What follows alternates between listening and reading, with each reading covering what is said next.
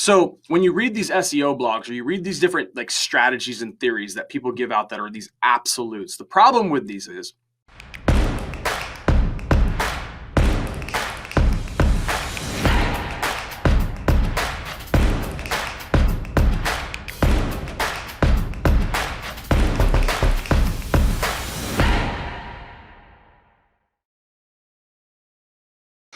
So when you read these SEO blogs or you read these different like strategies and theories that people give out that are these absolutes, the problem with these is it's giving people false information or information that they believe is going to be so detrimental that their car will never even make it to the finish line.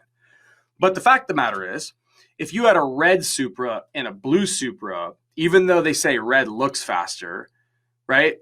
It doesn't mean that just the color change alone on that vehicle, right, is going to make it go any faster or slower. So there's some attributes inside of what we do in lead generation that really don't make your vehicle get around that track any faster. But best practice wise, it's like, hey, you should have a red car on our track, right? Meaning like you should have, and this is probably like a little overkill of an explanation, but you should have a HTTPS site in 2020.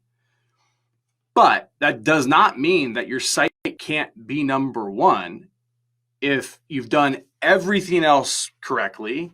You've optimized, your content's on fire. You know, you've done your process. The guts, the engine of your car has been done and tuned up to that exact spec that we're telling you through this training, right?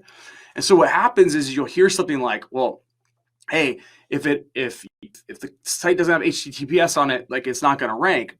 That's a false statement. It's untrue. If you guys look at any of my old sites, I never updated them because I like to test my theories, and they're still not HTTPS, but they're still winning the race, right? So like, you got to be careful that you look at every factor at which we teach you guys and understand that there's some that have actual detrimental or like incremental increases to how fast your car goes to the top.